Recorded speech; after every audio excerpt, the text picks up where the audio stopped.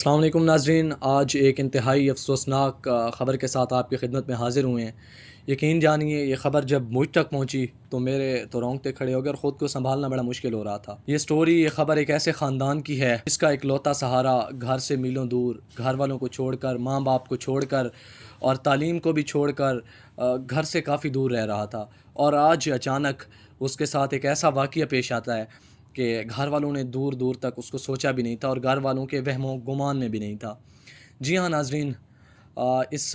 خبر کے بارے میں جو حقائق ہیں ہم آپ کے سامنے رکھیں گے۔ یہ خبر کس بد نصیب خاندان کی ہے، اور وہ بچہ کہاں کا تھا، اس کے وارث کون تھے، اور کہاں پہ اس کے ساتھ یہ واقعہ پیش آیا۔ اس بچے کا نام مہدی حسن ہے، اور وہ ضلع ڈیرہ اسماعیل خان کے ایک چھوٹے سے گاؤں بلوچ شریف سے تعلق رکھتا تھا، اور وہ گھر سے کافی دور ٹانک کے علاقے وزیر آباد میں وہ بچہ موٹر سائیکل مکینک کا کام سیکھ رہا تھا۔ ایک اور دکھ بھری بات یہ ہے کہ اس کا جو والد ہے وہ فالج کا مریض ہے، وہ خود کما نہیں سکتا، اس لیے اس بچے نے تعلیم چھوڑ دی، گھر والوں کو چھوڑ دیا، ماں کو چھوڑ دیا، سب کو چھوڑ کے تقریباً کوئی 70-80 کلومیٹر دور جا کے وہ اپنے ماں باپ کا سہارا بننے کے لیے، ہنر سیکھنے کے لیے گھر چھوڑ کر جاتا ہے، اور اچانک آج اس کے ساتھ یہ واقعہ پیش آتا ہے، اور حادثہ بھی خیبر پختونخوا کی ڈیرہ اسماعیل خان کی پولیس کی طرف سے پیش آتا ہے۔ حادثہ کچھ یوں ہوتا ہے کہ نامعلوم افراد اور پولیس کے درمیان فائرنگ ہوتی ہے، دونوں طرف سے فائرنگ ہوتی ہے، اور یہ بچہ بیچ میں آ جاتا ہے، اور سیدھی جو ہے گولی بچے کے سر پہ جا لگتی ہے، اور بچہ موقع پر ہی جاں بحق ہو جاتا ہے، شہید ہو جاتا ہے۔ تو سوچئے ذرا کہ جب گھر والوں تک یہ خبر پہنچی ہوگی کہ آپ کا جو اکلوتا سہارا تھا وہ اب اس دنیا میں نہیں رہا، اس خاندان پر اب کیا بیت رہی ہوگی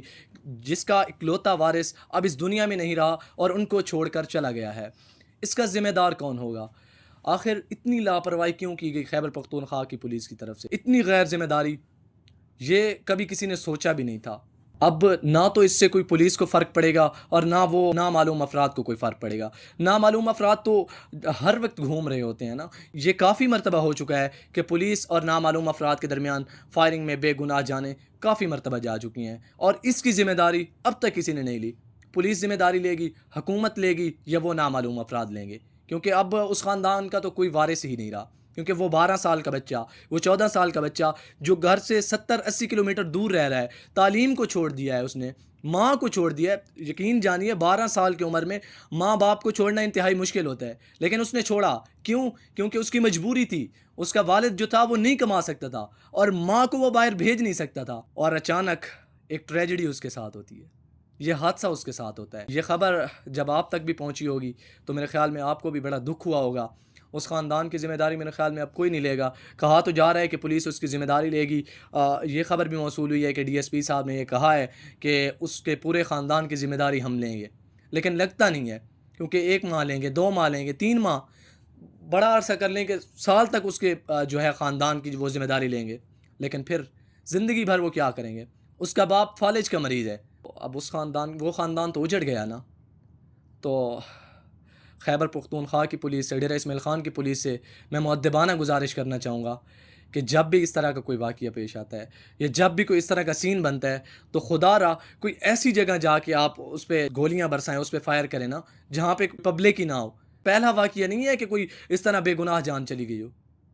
ہر وقت یہی ہوتا ہے، اتنی غیر ذمہ داری، کوئی پوچھنے والا نہیں ہے، کوئی قانون تو ویسے اس ملک میں ہے نہیں کہ اس بچے کو اب انصاف ملے، یا کسی اور کو انصاف ملا ہو اس ملک میں۔